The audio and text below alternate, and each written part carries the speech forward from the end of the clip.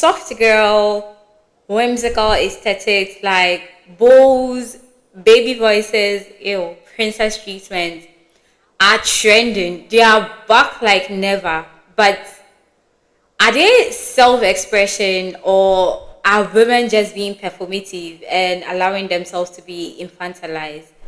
Let's get right into this.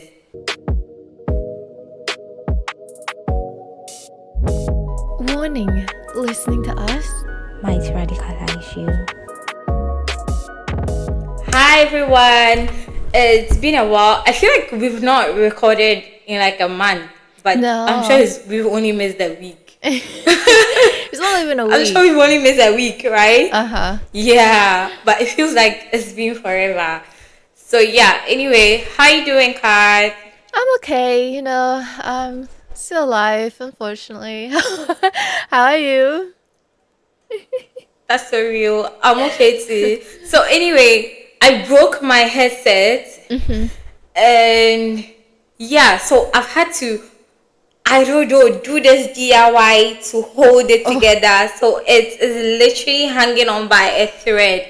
It means I have something new I need to spend money on. Oh my god. Yeah, if that's not a representation of our mental health. Right. I'm like, after everything I'm going through, why do I have to add this on top? Like, can someone buy it for me? Can a man buy it for me? Which fuses really, really well into our topic today. Yeah, being infantilized by men as a woman. So the basis of this is I saw a tweet. I think the tweet was made about 2 days ago or something, where it was her birthday, and so her boyfriend put his credit card in a magic wand and took her on a shopping spree. So she showed pictures of her, tapping the wand on the credit card machines, and then I think honestly my first reaction when I saw it was, oh, so cute, because I mean it is cute, right? And it was also her birthday. So yeah, my first reaction was, oh, cute. And then a couple of hours later, I chanced upon the same tweet. It's been quote tweeted, and people are literally dragging her for allowing herself to be infantilized by her boyfriend, and that this is not what feminism is about.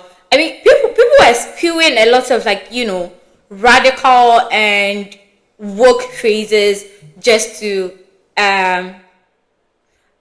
sort of shame her for what happened. And I don't know, it felt so jarring for me because I was like, is something wrong with me for finding this cute? Like, why can't it just be cute? I mean, she seemed like she had an amazing time, and it also feels like it was a thoughtful thing for her partner to do. So why are we unpacking someone's birthday experience? So my first question to you, Kat, is it possible that whimsy can be an act of rebellion to strong woman expectations, independent woman expectations? Or do you think in a situation like this, does it reinforce ideas that women are dependent and childlike?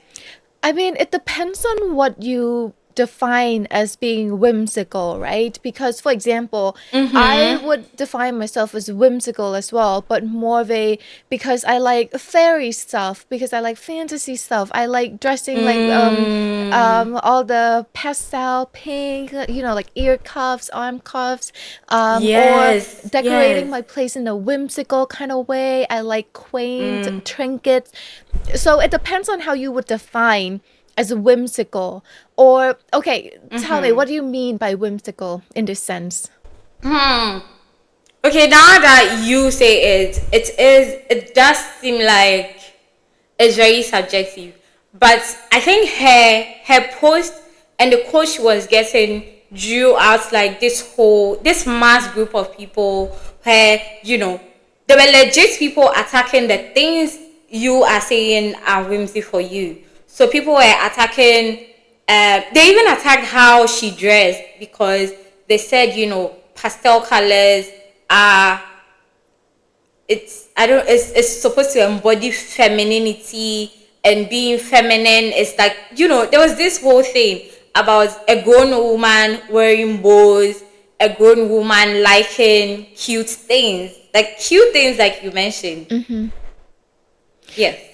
I think there are so many nuances to this, right? Because on the one hand, you can't, if you say that, oh, a woman wearing pink is catering to the male gaze, is being feminine, then you are buying into into gender binary, because you're saying that colors have Yeah. gender. Colors do not have genders.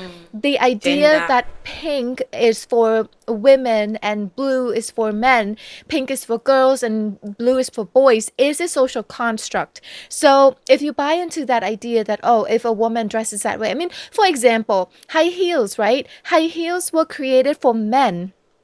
Originally, they were created for men, Yes. for hunting, and then later on they kind of remodeled and they switched it to being women's attire.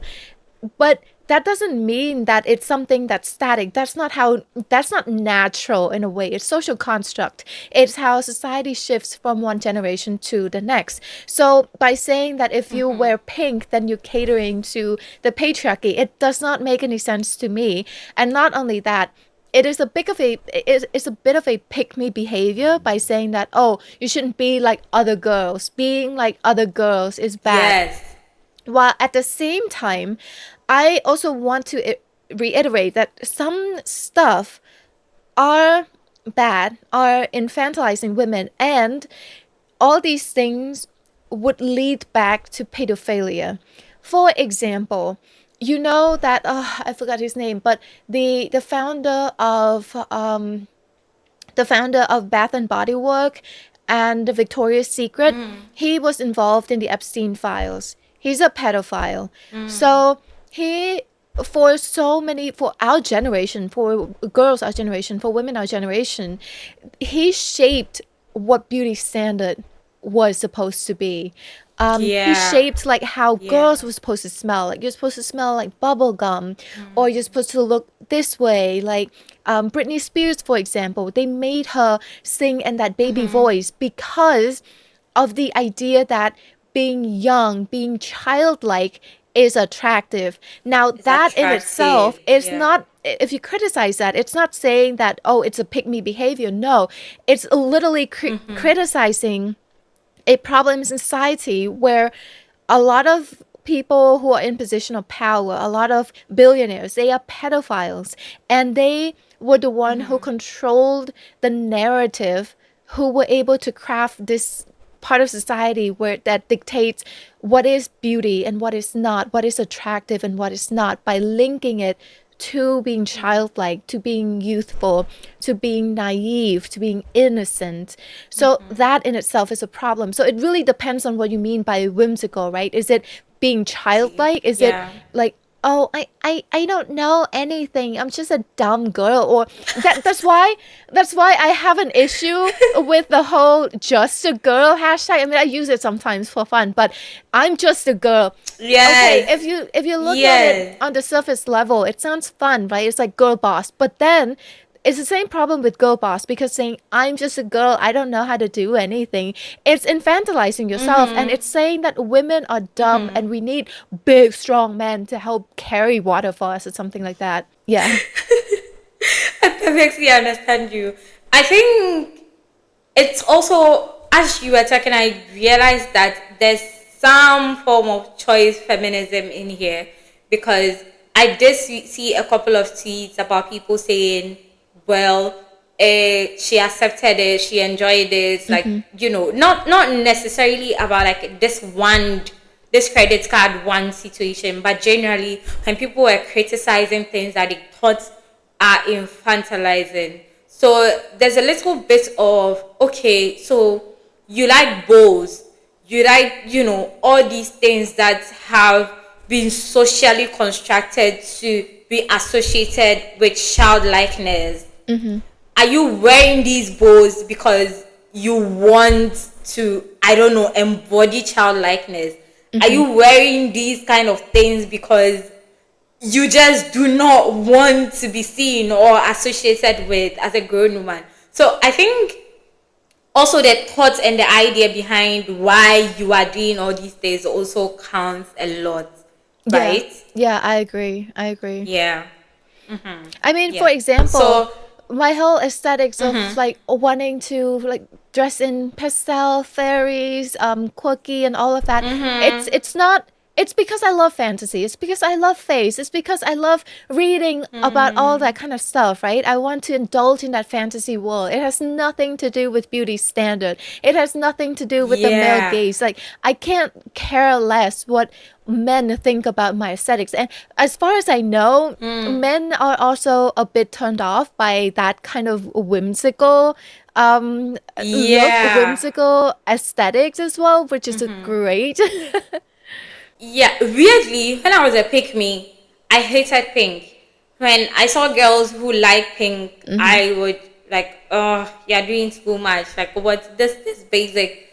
But I realized that I was being very performative about hating pink, because now for me, I love pink. I love purple. I love like a lot of shades of pink and purple. Like, that's my go-to.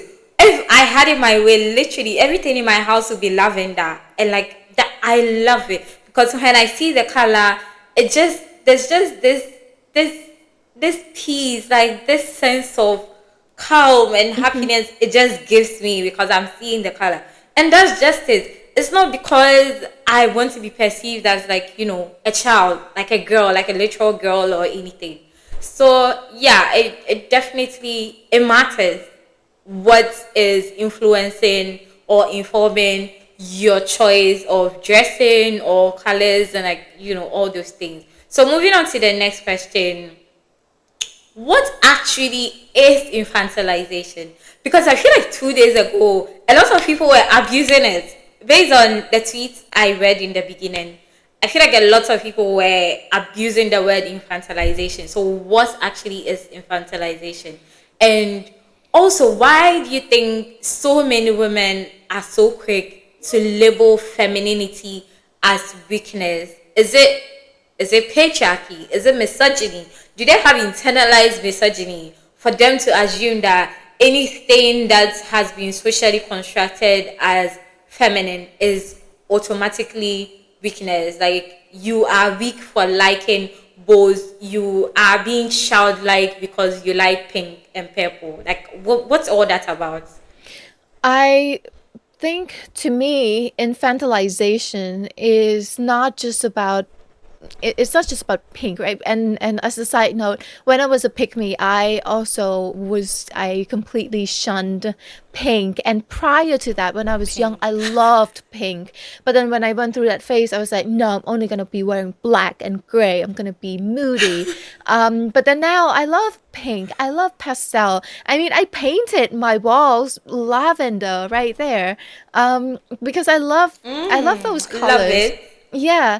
I think infantilization is the idea that you make yourself seem young, like childlike, or someone make you seem young and childlike, and it goes further than that. It's about, for example, it's the idea that women should know more than men, right? It's the idea that, oh, you're just a girl. You should listen to your husband. You should listen to your partner because he's a man.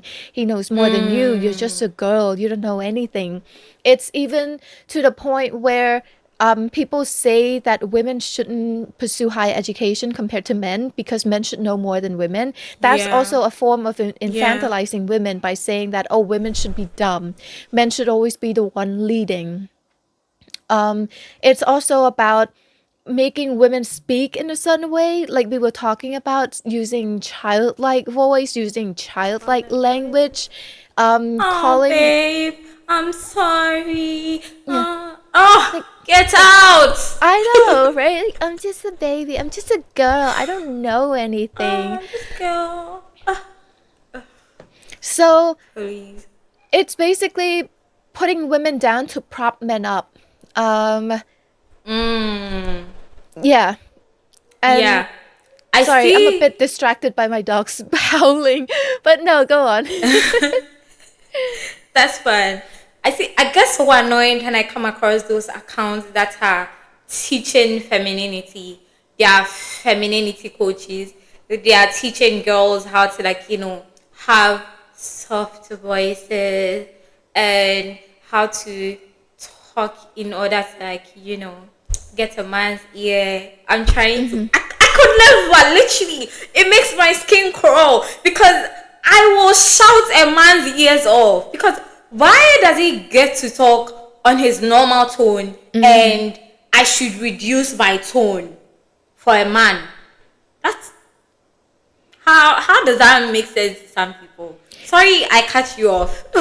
It's just that because a lot of men are attracted to children, essentially, and they want us to behave like children. That's what's going on. A lot more men are pedophiles than we thought. After this whole Epstein saga, we can see that a lot more men are actually pedophiles or pedophiles Yeah. empathizers, more of them than we thought.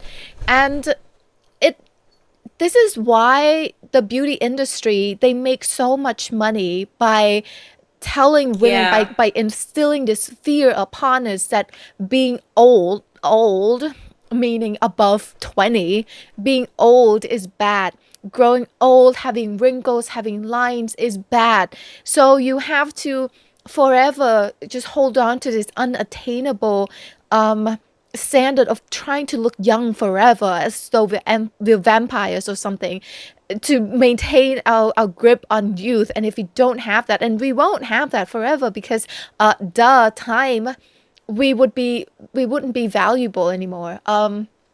In Cambodia, for example, people would say, oh, it's normal for a man to cheat on his wife and be with someone younger because men always want younger women. So things like that, you know? Yeah. Yeah, yeah, that's true. And I think for a lot of women, especially, I feel like women who are radical, okay, but have not yet deconstructed gender and how gender is binary. For a lot of them, when they see women doing things that they grew up thinking, oh, this makes you feminine or this is feminine, like how, the colors and everything, then it makes them mad because in their heads you are conforming to society. So automatically they don't want to think about anything else. They don't want to even address or unpack, you know, what Yeah. informed or what influenced your decision. They just jump to, like, you are infantilizing yourself without actually, like, I don't know, maybe knowing you or even knowing. Because i I kid you not, I don't know if you already checked the tweets and the quotes, because I still did not understand why so many radical accounts went, I can't find a better word, but crazy, quote unquote. I know that's ableist, but I couldn't find a better word for how, like, people went over that tweet. I mean, I okay, to get to your second part of the question that I forgot, I think that for women who are so quick to label anything feminine as weakness, it is internalized misogyny to me, because misogyny is the idea that anything that is feminine, anything that is to that is like to a woman, essentially feminine, is bad, Yeah. is weak, is something that you should frown upon. So for these women, they think that in order to be strong, you need to be like a man. In order to be Be strong, masculine. you need to be masculine. Exactly. So they think that being a woman is in itself a weakness. So you need to be more like a man in order to succeed in life. And that is internalizing misogyny, because you're saying that being a woman is being weak. That's why you need to be more like a man. That's true. That's true. It took me to, like, a whole other conversation where not very long ago, I seen a couple of tweets attacking masculine presenting lesbians. That it's misogynistic, and that they are still centered in heterosexuality. That's why they want to embody, and I felt like that's so. Maybe there are some talking points in there, but it also feels like a very slippery slope to theft territory. Yeah. Because why are we policing women being masculine? Also, who even gets to choose and decide what masculinity is? Who gets to choose and decide what femininity is? Why are we so blinded by these constructs, and we are always attacking people for embodying one or the other? I mean, can't people just be both? Like, what is the obsession with, as a woman you should be feminine and that's it? And if you embody any form of masculinity, it means you want to be a man. Yeah. A lot is going on. So just a side note, I didn't get to check before the filming. So when you were explaining what was happening and you said magic wand, my mind went to like the wand, the sex toy. Oh my god! And when you were saying that, I was picturing it in my head. I was like, she took a wand to go shopping. When she was tapping that, I mean, were people giving her a weird look? And after I checked it, I was like, oh, yeah, magic, like fairy wand. Yeah, the actual one, like a fairy. Yeah, he was a fairy, literally, and he took her shopping. Just that he wasn't holding the card, Yeah, so she just taps her card. Like, my fairy is at work. I feel like that's thoughtful, because she also seemed like someone who likes fantasy things as well. Even the way she looked was like really given. She wore a tiara and everything, and people are like, oh my, can we have fun sometimes as women? I don't think there's anything wrong with that. I mean, if anything, my only criticism would be that is contributing to consumerism, and we should not be partaking in consumerism.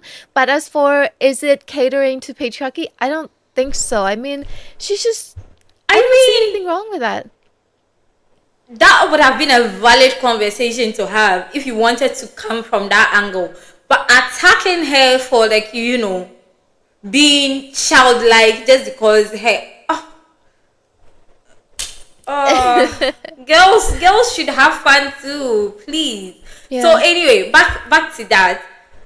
So in situations where some women attack other women for leaning into their femininity, leaning into their feminine side and their softness, what exactly are they centering? Like, so this whole scenario, were they actually centering the experience she had, or just the aesthetic of it, that how it looks to people, or were they really centering her experience?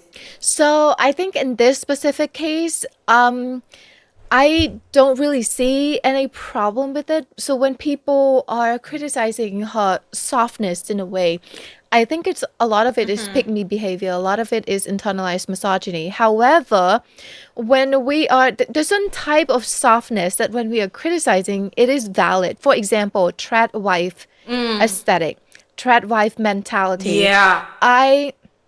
There's this video that Perfect Union did on trad wife phenomenon and Gen Z women, and why Gen Z women are leaning more into that. So they talk about how millennial women, for example, we were brought up in this like girl boss era. We need to climb the ladder, the corporate ladder, the glass ceiling, all of Break that. the glass ceiling. Exactly. And we were told that that's our path to success.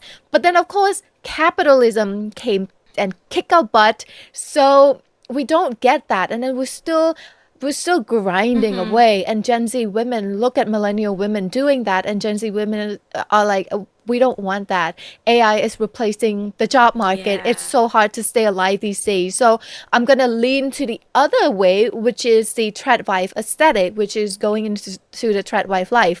Now, when people are criticizing the trad wife lifestyle, it is valid because it is very dangerous. I will forever be saying that it is very dangerous for you as a woman to be financially dependent on a man, because On if a he can man, feed you, definitely. he can starve you. And it's very important that we understand that. So I remember reading this Reddit story where this woman, she was with this guy for 20 plus years and they never got married.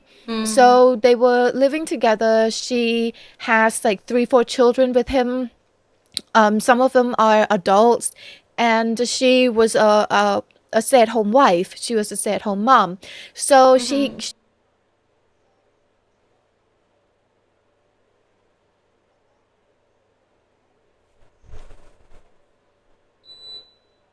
so after he Yeah. retired, Yeah. he got sick of her and he told her that he wanted her just out of his house.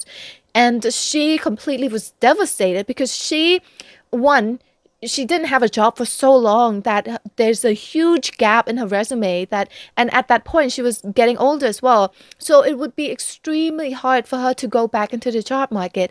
She sacrificed over 20 years of her life for this man and for this family just for him to kick her off, to kick her out like that with no money. She was just suffering. She was basically she was struggling because he also said he would cut his children off if they helped her, and they didn't. So she was all alone. She didn't have money. She did not have any income. And that is a cautionary tale because it happens a lot. When you allow yourself to be financially dependent on a man without looking for a way out, without a backup plan, you are putting yourself in a very, very precarious situation.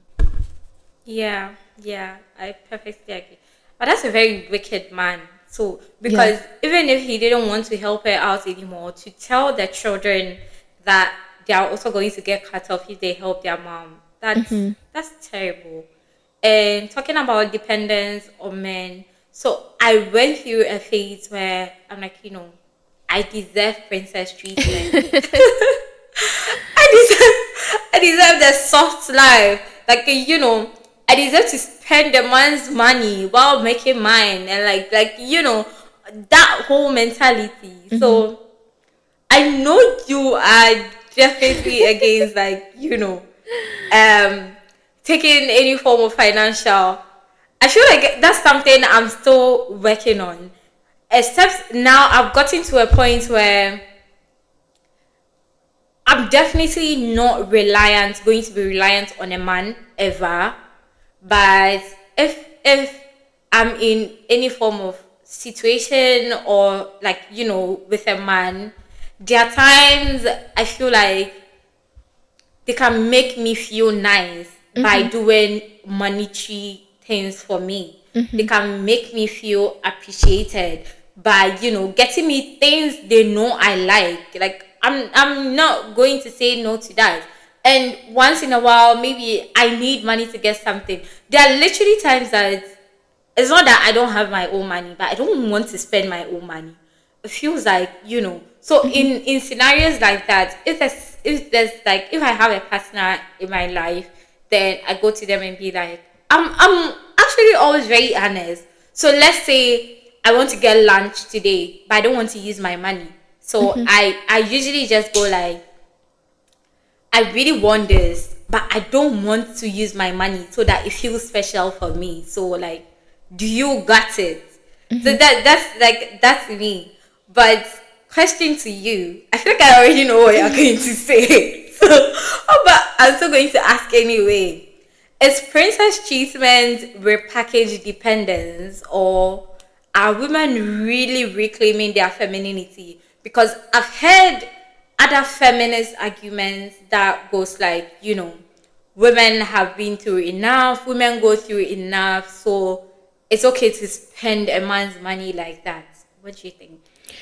When we talk about princess treatment, are we only talking about monetary? I think for the purpose of this, we are going to focus on that kind of princess treatment where a lot of women think that they are getting princess treatment if, the men are spending on them. So we are just, for the purpose of this conversation, we are just going to focus on that, not the emotional labor, no.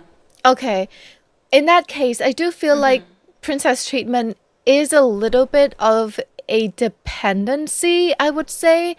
Again, it is still reliant on men, but then if it's okay. In your case, for example, you were mentioning if it's once in a while, it's gift giving, that's fine. A relationship is a partnership. It's about you giving back and forth, right? You do things for your partner, you also give your partner, and your partner gives you back. That's fine. But then Yeah. to say that I deserve a gift every single day, or you need to buy me this expensive gift just because I'm your girlfriend, and that creates a sense of entitlement.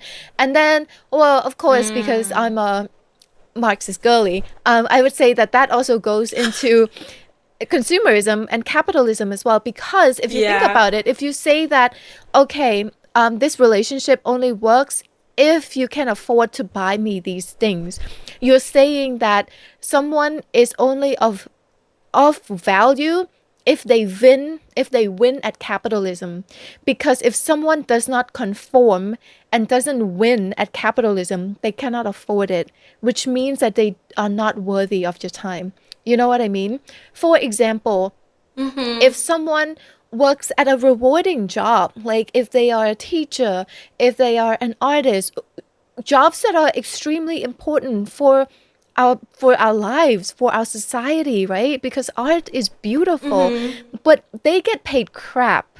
So they're not going to be able Yeah. to afford to buy you lavish gifts. So does that mean that they are less worthy of your love just because they cannot afford to give you princess treatment, because they did not choose to become a tech bro and win at capitalism? You know what I Yeah. mean?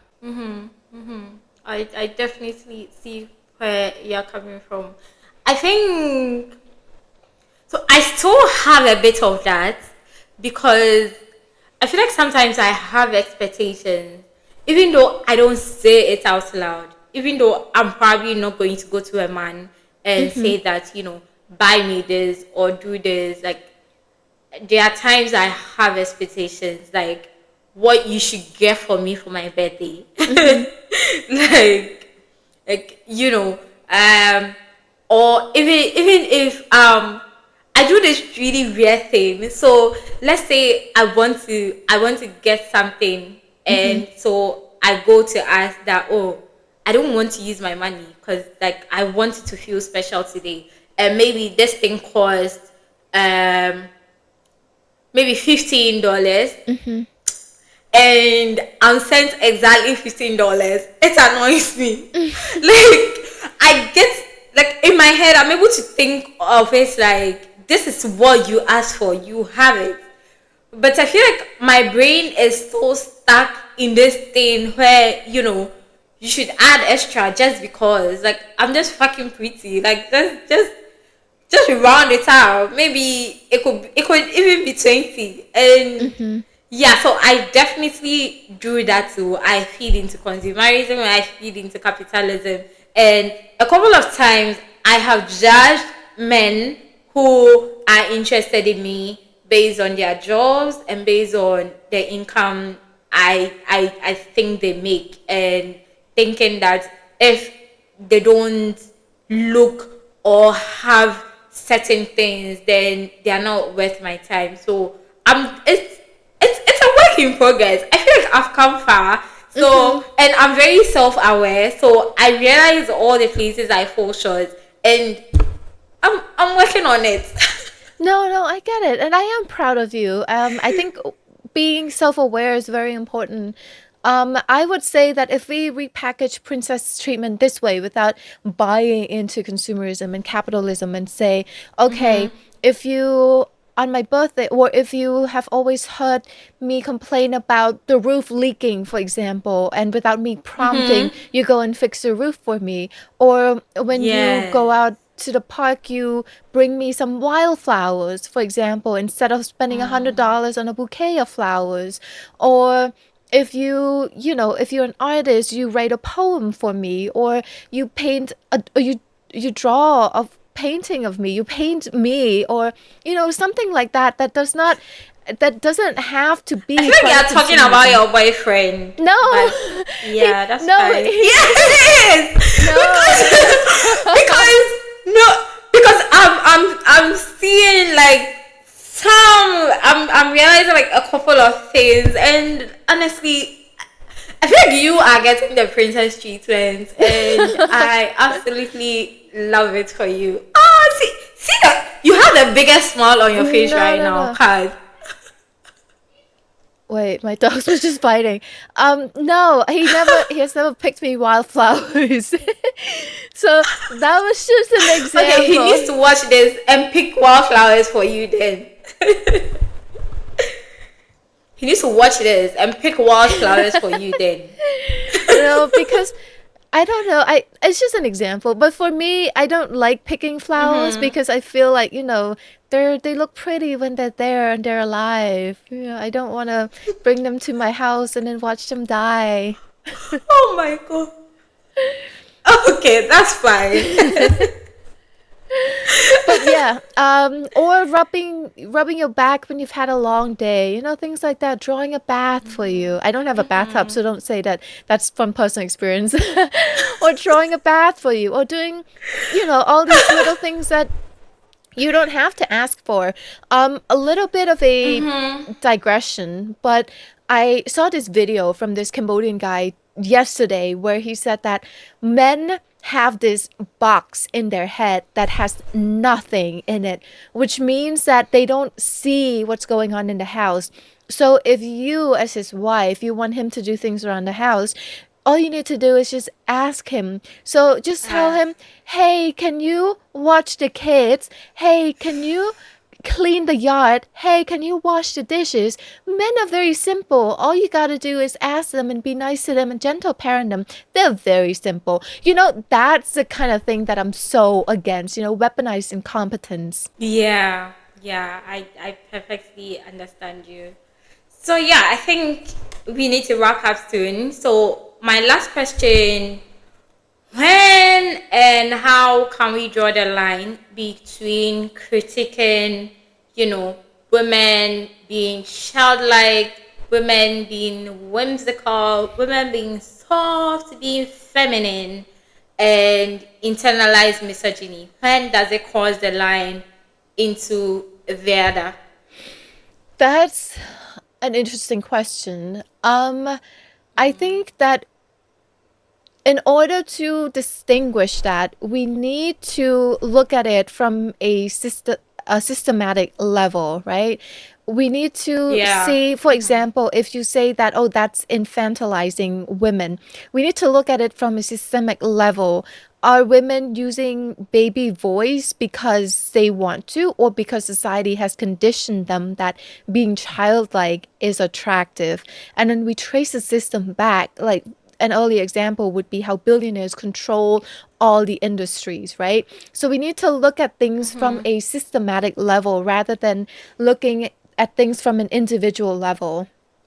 And also always when you are criticizing someone, or if you think that something is rubbing you off the wrong way, I think it's always worth taking a step back and see where it's coming from. Because are you criticizing someone because you think femininity is inherently bad, or because you think that what they're doing is truly harmful? So yeah, what do you think? That's true. I think you covered it perfectly. I always talk about how we as women also need to learn to give grace to some of the women. So not very long ago, I wrote a Substack essay on how I'm not a girl's girl. So I do think we need to hold other women accountable. Definitely, yes. But sometimes we also need to realize when we are crossing a line, when we are feeding into misogyny. Because when you are constantly attacking something that is, probably also a part of you, something that is part of society, but you choose to always attack an individual for it, then yeah, definitely you need to assess where that attack is coming from. And just as you said, I think taking a step back when you come across things, like taking a step back and assessing what about this thing is actually robbing you of. And it helps, it goes a long way, so that we are not just speaking into vacuums, and we are not just attacking women because I feel like a lot of times there's some virtue signaling, people feeling like just because I'm so radical, I'm superior, I know better, like this is something I'm never going to do, this is never going to happen to me. Babes, at the end of the day, we live in a very patriarchal world. We live in a very misogynistic world. You really have no fucking idea what can happen for you to end up in a situation like that. So yeah, we need to give other women grace and assess why they are doing the things they are doing, how they got to where they got to. Like, yes, we should hold them accountable, but take a step back. It's not. Yesterday I was telling a group of my friends that I feel like as women we lack solidarity a lot, because especially with this tweet that came up, so many women jumped on it to drag her down, and men have solidarity. You see how men back each other up, even when it comes to look at this Epstein case, like this pedophilia. When it comes to rape, literally anything, men will back their friends. They will even back strangers just because they are men, and they feel some form of solidarity.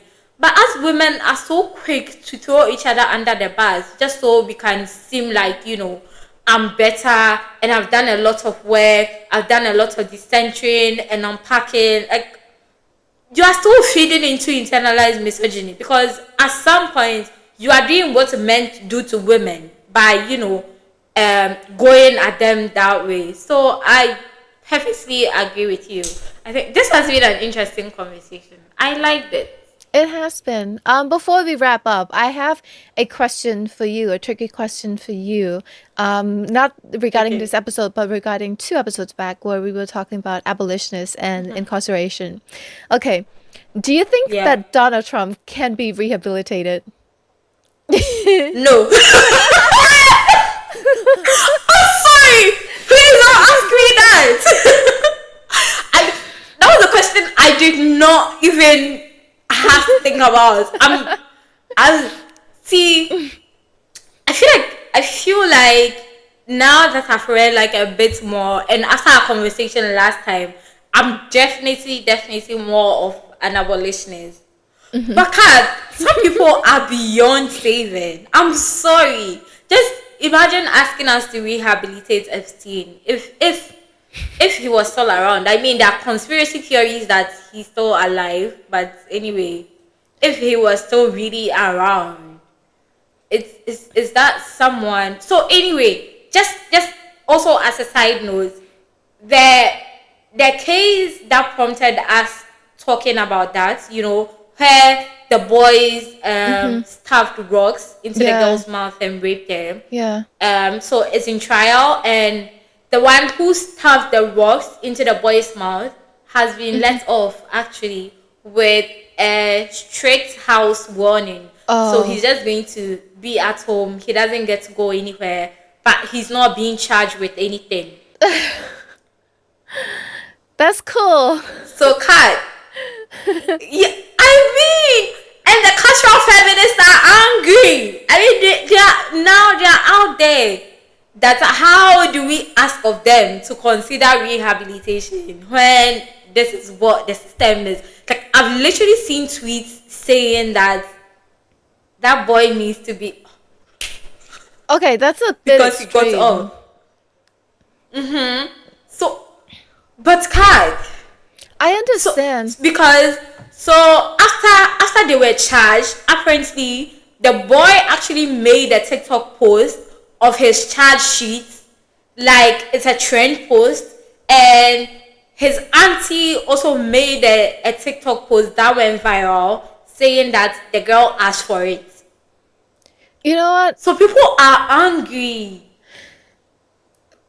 Okay, all men and boys need to go to jail. Just send them all to jail. I don't care. Just send all of them to jail. This should stop existing. I mean, now I get how, some women advocate for a woman only, World? society. Yeah.